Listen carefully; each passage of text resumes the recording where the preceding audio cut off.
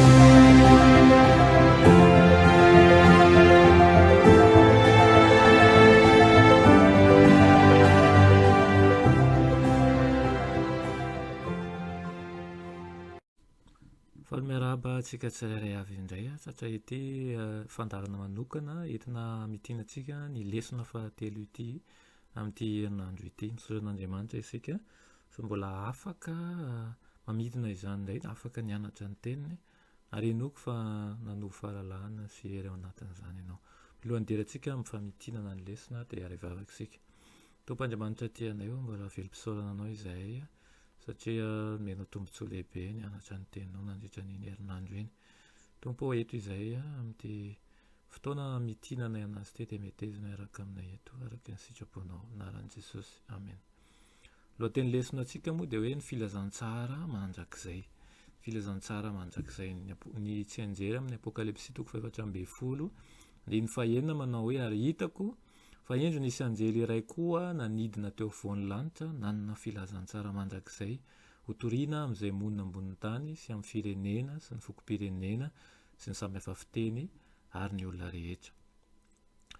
Ny afatsy ny anjely telo dia ampahany amin'ny fanambaran'i Jesosy nomenan'i Jaona ary io afatsy io ho an'ny olombelona ho anasy ho anao nanomezana anazy dia tsy maintsy hotoriana amin'ny fiangonana isika. Ity afatsy ity ny tena mampiavana ny fiangonana Adventista. Io no antom-pisiany raha ny tena marina.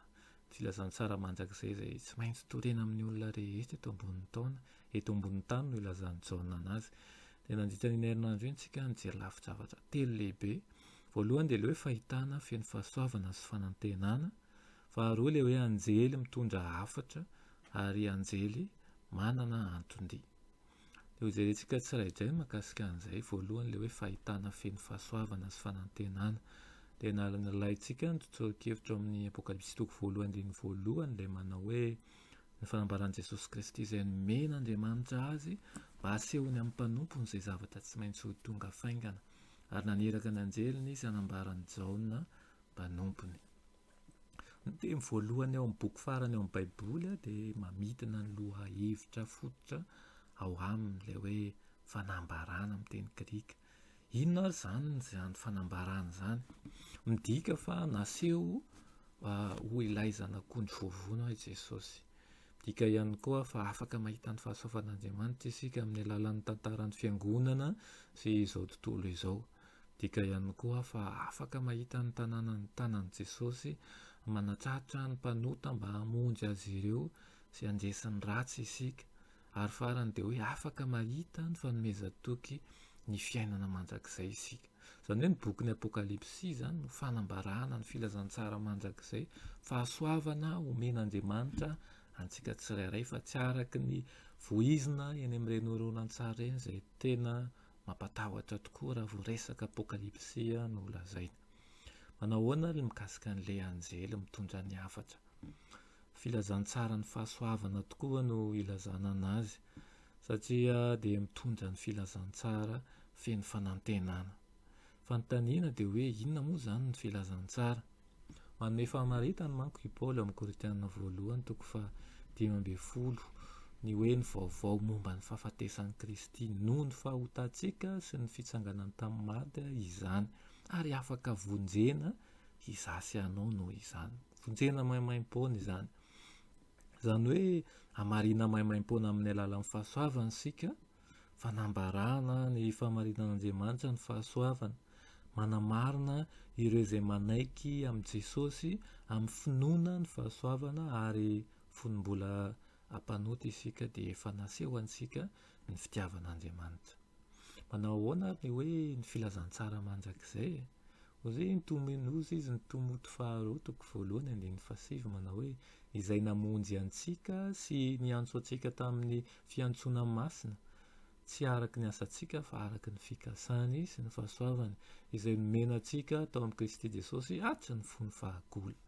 Nahoana moa lazaina hoe manjakizay ny filazantsara? Nambara tamin'ny Adama sy Eva ny filazantsara fa tamin'ny vao avy nanoty izy ireo ary mitondra fanantenana fanavotana ho an'ny taranak'olombelona zany. Tsy drafotra ny volavolain'Andriamanitra tapoka zany le izy. Tena tiantsika Andriamanitra ka nohariana olombelona manana fahafahana sika ary afaka manapa-kevitra na ho tia anazy sika na tsy ho tia azy ihany koa. Misy loza manambana nefa ny fahafahana satria mety hikomy aminy olombelona izay nohariana ary zany indrindra no namolavolan'Andriamanitra drafotra hanavotana azy ireo na mikomy izy ireo kanefa mety hibebaka sy mety hiverina amin'izay. Hitantsika amin'izany fa lehibe ny fitiavan'Andriamanitra satria raha tsy zany tsy nanao an'io drafotra io izy. Mananaton-dia tokoa leo anjely ireo. Voalohany dia le hoe mitory ny filazantsara. Izay no lazainy indrindra ao amin'ny vakiteny fototra ao amin'ny jerijerintsika hoe hotoriana amin'izay monina ambony tany sy amin'ny firenena sy ny fokom-pirenena sy ny samihafa fiteny ary ny olona rehetra. Taorian'ny tsanganan'i Jesosy tamin'ny manko dia nibaiko ny mpianana izy hitory ny filazantsara amin'ny firenena rehetra. Taloha kelin'ny hakaran-tany an-danitra dia nanome toky azy ireo izy fa ny voa kelin'ny filazantsara dia hitombo hatrany amin'ny faran'ny tany zany. Ary ankehitriny dia mahita taratra isika fa hatsaty amin'ny toerana misy antsika dia ankehitriny dia mahazo ny fahasoavan'ny Tompo ary afaka mandray ny filazantsara izay entin'i Kristy. Tsy maintsy manokana ny herintsika nefa isika hanaovana ny tahaka an'izany ihany koa satria izao sy anao dia manana didy lehibe ihany koa amin'ny fitoriana ny filazantsara satria isika dia mpianatry Kristy ihany koa. Ilaina noho izany ny fanoloran-tena ao amin'ny iraka. Tsy maintsy avelantsika ny tombotsoan'ny tenantsika manokana. Tsy maintsy miahy amin'ireo izay mila mahafantatra an'i Jesosy isika mba hanana fanantenana ka hanaiky ny fahasoavana isika. Izany no mahatonga antsika amin'ilay hoe fiangonana misionera. Tsy maintsy maminandray ianao ny amin'ny olona maro sy ny firenena maro sy ny fiteny maro ny mpanjaka maro izy amin'ny Apokalipsy toko 10. Io dia mirakitra faminaniana momba ny sisa izay hiaritra fahadisom-panantenana lehibe ary hitoriana eraky ny ity izao tontolo izao ity. Tanteraka manko ny ampahany voalohany tamin'ny faminaniana tao aorianan'ny fahadisom-panantenana lehibe tamin'ny 1844 zany ary nanomboka tanteraka ny ampahany faharoa tamin'ny 1874 rehefa nandeha i misionera John Andrews nitety any Eropa nitory ny filazantsara. Hitantsika nandritra ny herinandro iny fa lehilahy manana maha izy azy ary mahay tokoa John Andrews kanefa dia nanana fanetretena ny andena mitahiraka nitory ny filazantsara amin'ny firenena ho 700 eo.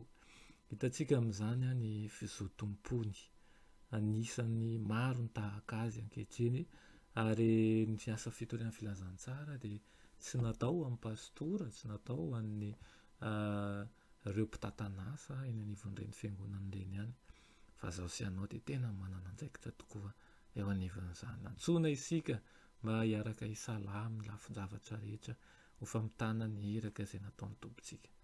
Entina amaranantsika azy dia ity tenin'ny Madame White ity amin'ny hoe noinareo ny fanoharana novakitsika takila 720 manao hoe tombontsoa ho an'ny fanahy tsirairay ny ho tonga fantsona velo lazahoan'Andriamanitra mampita ho an'izao tontolo izao ny hareny sarobidin'ny fahasoavana sy ny hareny Kristy tsy hitalana. Tsy misy ireny Kristy mihoatra noho ny manana mpanompo izay maneho ny toetrany sy voton'ny fanahiny. Tsy misy ilain'izao tontolo izao mihoatra noho ny fitiavan'ny mpamonjy aseho amin'ny alalan'ny olombelona. Lanitra manontolo no miandry antsika ho fantsona izay azahoana mampidina ny dililomasina ho fifaliana sy ho fitahiana ho an'ny fon'olombelona. amen. Dia mba ao aminao tokoa anie zany hitondra famelombelomana ho anao ny lesona sy ny anarantsika ary koa hatonga anao mpanompo mahavitsika ho fantsona ho fantsona anaparitahana ny filazantsara ny ianao ka omby ihany koa amin'izay rehetra atao ampiasao ny fanomezam-pahasoavana rehetra entina amin'ny tanan'izany. Iara ivavakantsika. Saotra anao zaray hoany amin'izany lesona nomenao anay an'io izany. Saotra mitaonana iny nandritra ny herinandro iny amin'ny hafatra lehibe indrindra mamerina ny amin'ny antom-pisianay sy ireo zavatra rehetra tokony tsy ataonay antsirambina. Tompo foazy ny fomam-panahy tsirairay avy mba handray anjara isalahy amin'ny asa fitoriana ny filazantsara. Eny aminay rehetra eny dia aoka ihany koa izahay ho filazantsara velona eny amin'ny tontolo manodidina anay. Tononona sy angatahanay amin'ny anaran'i Jesosy. Amen.